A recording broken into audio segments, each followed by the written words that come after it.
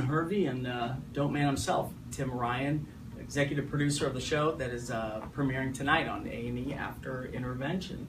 And Tim, tell us a little bit about the show.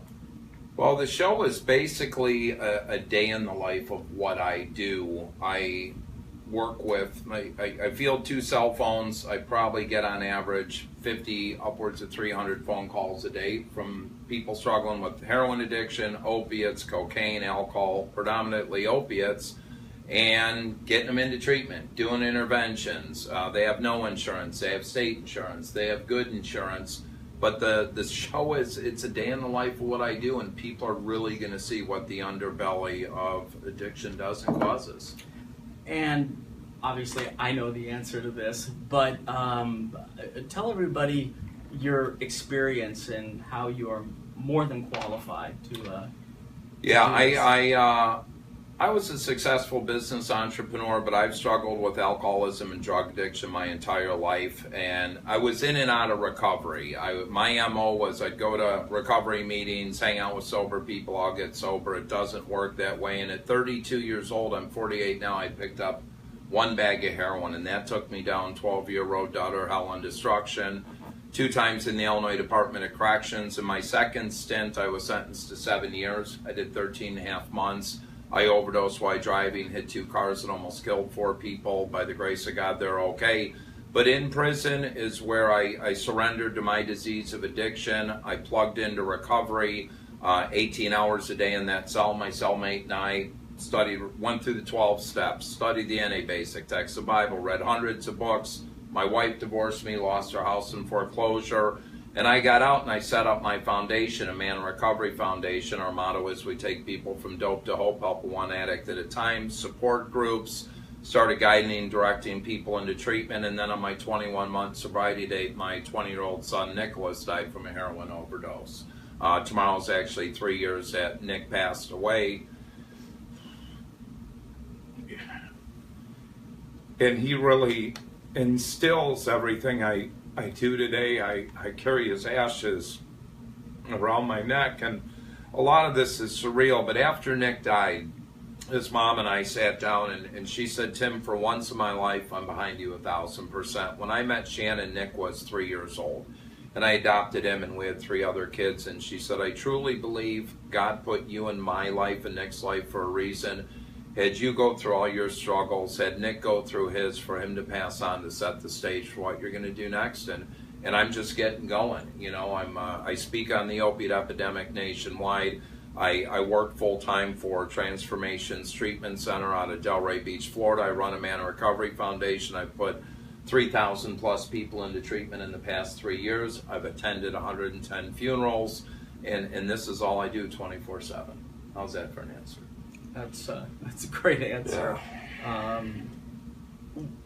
When you got sober in prison, clearly there's no handbook on how to do that, and you have this interesting comment where you say, you know, we can't arrest our way out of this situation. What does that mean? Well, you know, from the crack epidemic on, it was throw people away, you know, 5 bags, give them 20 years in prison. And my analogy is, if you take someone, say that has cancer, God forbid, and you put them in prison for 2 years and release them, do you think they're cured of cancer? No.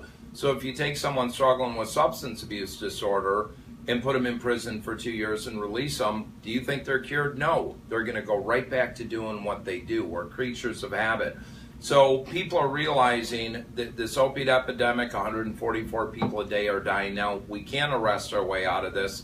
The Perry program, which started in Gloucester, Massachusetts, a little over 2 years ago, where an opiate addict can walk into a police station and ask for help. I started the second program in Dixon, Illinois. We have it in 12 or 18 more police stations around where I live. This is nationwide, to where police officers are wanting to help people. You know, we've got to change the way we're doing everything right now. And let's talk about your team for a second, because I know your team plays a vital role in your everyday practices. You have a unique approach with that. Tell us about it. Well, my my approach and my team is all people in recovery, but I don't candy coat this. I'm in your face because if I come in to do an intervention with you, Jason, hypothetically, and I walk out of there and you choose not to go, that next bag of heroin you can use can kill you. And I've done probably about 1,500 interventions. I've had 3 people not go to treatment. Whether I'm in for an hour, the longest I've been is 12 hours, and all I do is I connect with the person because I've been there. I've overdosed 8 times. I've been clinically dead 3. I've been to prison. I've made millions of dollars. It doesn't matter, but we're the same.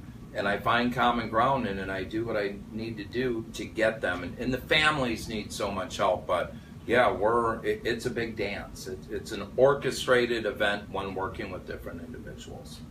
And I know that you're doing some work with different states. You have a incredibly busy speaking schedule, both to law enforcement and to high schools. What's the message for each of those audiences? When I'm speaking to high school students, I'm not only sharing my story, but a lot of kids today, these things called cell phones, social media, Snapchat, Kik, Instagram, they're so plugged in there, the bullying, the trying to fit in, the peer pressure, and, well, I just smoke a little weed, Mr. Ryan. Well, the weed today is 100 times stronger than the weed I grew up smoking.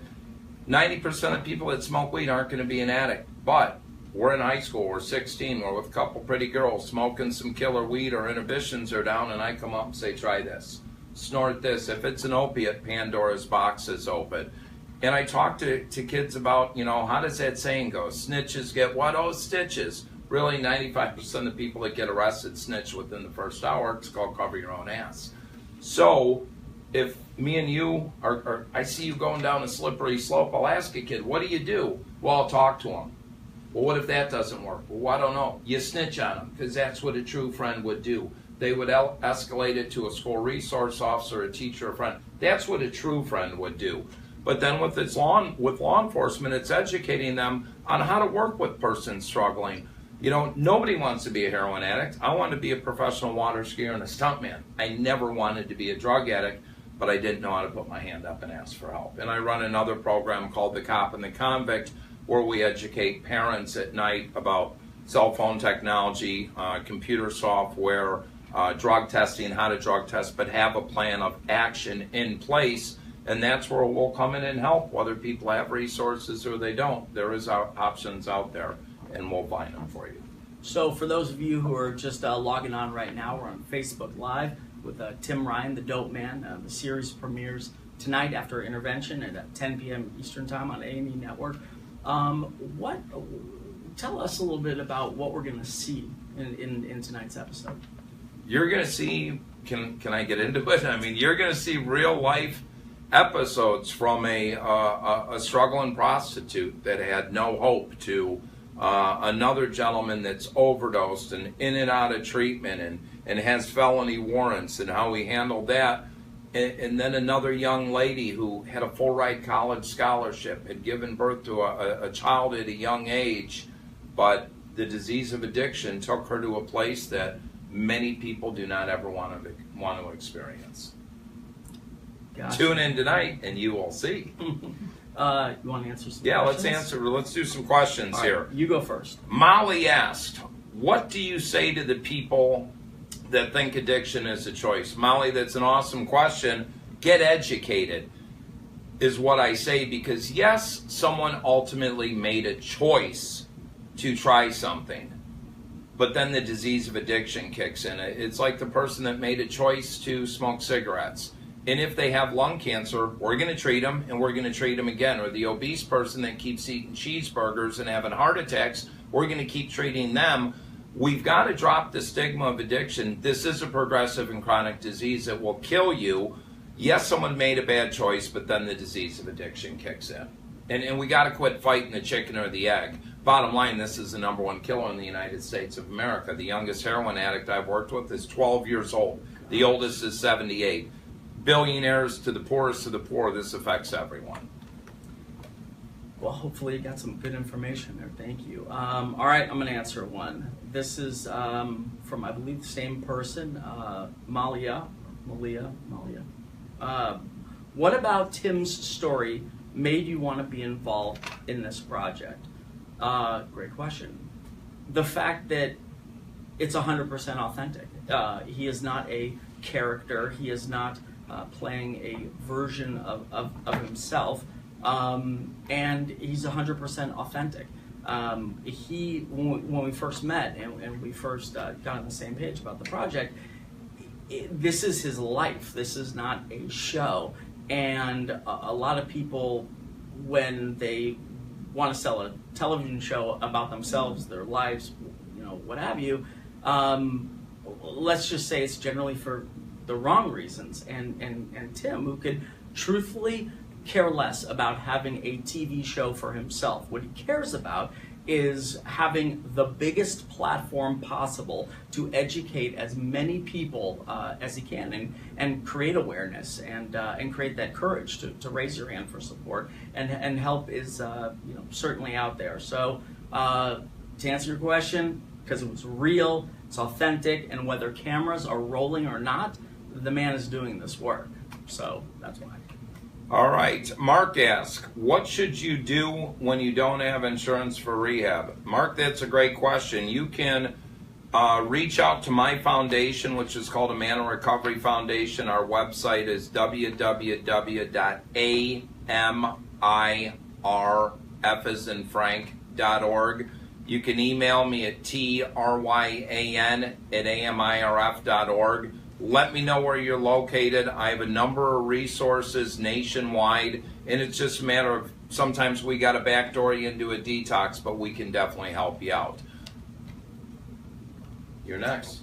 All right, and we'll give that information again before we go off here. All right, so this is from Sean, and Sean asks, what do you hope audiences will get out of watching this show?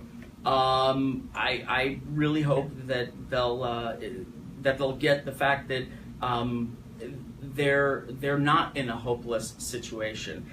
Excuse me. And as long as you're alive and you haven't gone too far, and you're still breathing, Tim Ryan, is here, and thank God he is, because you should have hope. I mean, that's the biggest thing. If you have a heartbeat, you have hope. And and please don't ever give up on someone. And if I can't help you specifically, I have connections in every state in this country. It's one phone call. We'll get you on. But if we're going to get you there, damn it, you got to put forth the effort now. Everyone thinks, so it's going to, no, you got to put work to get sober and change. But you got a heartbeat, there's hope. Absolutely. So hope and then courage. That's it. The courage, as you say and taught me, you got to raise your hand, you got to ask for help, and that's really where it starts. So Tony asks, what's your proudest moment as a recovering addict? This is going to sound weird, but my son Nicholas died on my 21-month sobriety date, and I didn't use that day. And for me to be able to go to a recovery meeting that night, that was one of them. Obviously, going to the State of the Union address, but doing this here is by far one of my proudest moments. And I thank A&E and Jason for the platform and the masses this is going to touch. And where it goes, I know it's going to help not hundreds of people, but thousands of people will have hope after this special runs tonight. And the birth of my daughter, Mackenzie. I have a 23-month-old little piss pot, and she's my world. So adorable. And as you said, you're present. You're present. You're able to wake up in the middle of the night. Absolutely. And give her that bottle and change the diaper. Poopy diaper. The poopy diaper. There you go. Change the poopy diaper. I do it. I change poopy diapers. But you love it, though. I absolutely do. All right. So Danielle asks, do you prefer being behind or in front of the camera? Well, I will always love my time in growing up in front of the camera as an actor, but I will tell you, I get so much more and a different gratification and satisfaction when I'm acting and I'm in front of the camera, I'm playing a different part. I'm playing somebody that is not me, and it's certainly fun. But this, as me, as Jason Hervey, getting to participate and partner and collaborate with Tim and his life's work and his journey. He just likes to hang with me. That's all there is to it. Because you're so friendly. He gets so grumpy. So when did he's you hungry. answer the question? Well, I was trying to. If you didn't interrupt We me. got some deeper ones. Yeah, that wasn't very nice. No, I'm well, just. Danielle thinks her question's very. It was deep. very powerful. All right. So was it the front or the back? You Did you like the front of the camera or behind the scenes? Now you're interviewing me? Okay. Danielle, he actually likes to be behind the scenes and occasionally pop in front. There you go. That's pretty It's the good answer. truth.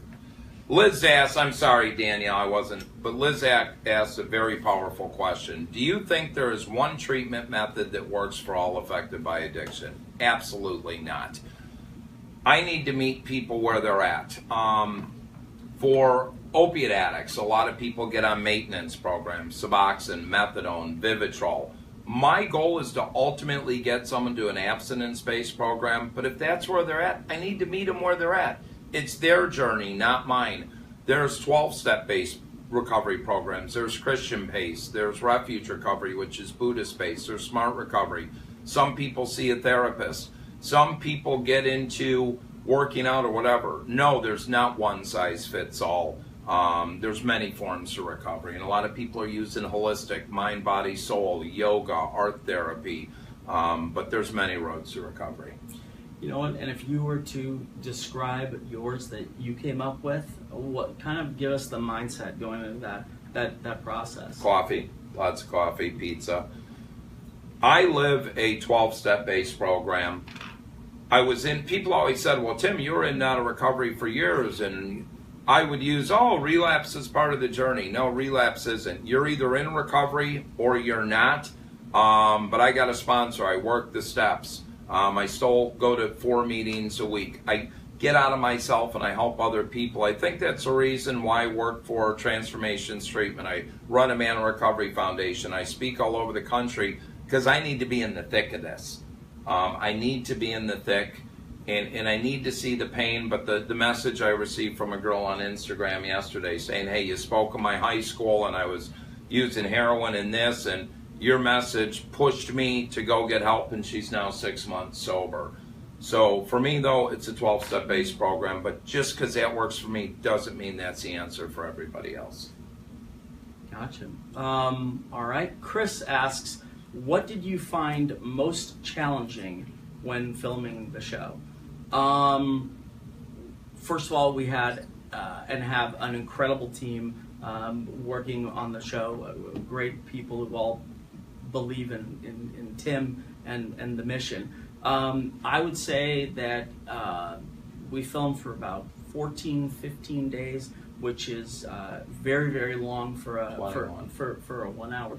Yeah, well, I spent in a row consecutively. That was crazy. The most difficult part was being close enough to the action where we're immersed in it and we feel a part of it, but not so close where the cameras are a distraction to the intimate moments that are happening, and that trust when Tim gets the person to take that leap of faith to get in the car, to turn yourself into jail, whatever that moment is, we just want to sit back and capture it and not take away from. They did a phenomenal job, because people ask me, what was it like? And you got 13, 14 people around you. I really didn't even know they were there, because when I hone in on, I joke around all the time except when I'm working with someone. And when I'm working with that person, I'm like a horse with shutters on, and my mission is to get that person to say I need help, and then I do the dance and do what I need to do.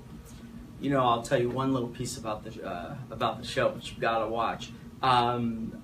Literally, a guy threatened Tim with a gun, and his driver, everyone wanted to completely leave the situation. And Tim, to his point, when he zeroes in on somebody, he is totally oblivious to everything else that's going on, including your personal safety. You know, and I can't worry about that. It's God's will, and if I get shot or stabbed, oh well, that's my time to go. But I can't worry about, worrying's a waste of time. 99% of the things you worry about will never happen. But tune in tonight, you'll see. Thanks for the question, Chris. Kathy asks, do you think it's beneficial for addicts to read my book? I have a book out there called From Dope to Hope, A Man in Recovery. You can find it on Amazon. Just go to Amazon Books, A Man in Recovery, Dope to Hope, Tim Ryan. My book is a quick read. It's not only good for addicts, it's good for family members that might have an addict struggling. I hate that word addict. Someone struggling or lost in addiction. It's good for people that aren't struggling to read, because it will show you a journey through my life. The lies, I was not a good person. I was not a nice person. My entire world was a lie because drugs and alcohol controlled everything. Yes, it's absolutely well worth reading. Caleb asks, did producing the show change your perspective on how you understand or interact with people who are suffering from addiction? This will be a real quick answer. Yes, and profoundly. And I encourage everybody to watch. Jeff asked, what was the turning point when you realized you need to make a change? When I was sentenced to 7 years in the Illinois Department of Corrections. And I joke about that, but what I try to do, Jeff, is not get people to go to the depths of hell I went to get sober. All you got to do is put your hand up and ask. And I want to roll in. Nikki asks, what is the first step in helping someone you love battling their addiction? Calling someone like me, getting resources. Don't try to do it alone, because there's so many variables that can happen. But there's Al-Anon, there's Families Anonymous, there's Nar-Anon. I run support groups. Reach out, look. Google is your friend when it comes to this. All right, so I have 3 questions here. They're all kind of similar, so I'm just going to answer them very quickly all at once. Between John, Jack, and Jess, they ask, do I still talk to Cast of the Wonder Years? Do Fred Savage and I, do we get along and talk to each other off screen? And do I still act? The cast, we all talk to each other. We get along terrific. Fred Savage is a great guy. Do I still act? No, unless occasionally if I'm playing myself, somehow I'll end up, in front of the camera for a minute. But no, my real dedication is behind the camera, producing, and everything is about Dopeman, which you can catch tonight on A&E at 10 o'clock. Right. And I want people to know, if you need help, you can reach out to me. I could work for any treatment center in the country. There's a reason I work for Transformations Treatment Center out of Delray Beach. You can give us a call at 877-976-4335. That's Transformations. Or look up our foundation, A Man in Recovery Foundation, at www.amirf.org. We'd like to thank you for dialing in. Please share this. Call your friends, call your grandmother to watch this show tonight. It's going to be very powerful. It's Dopeman season, after the season premiere of Interventions tonight. It'll be showing at 10 Eastern Time, 9 p.m. Central Standard Time. Again, I'd like to thank A&E, Jason Hervey, and everyone else that's been involved in this project.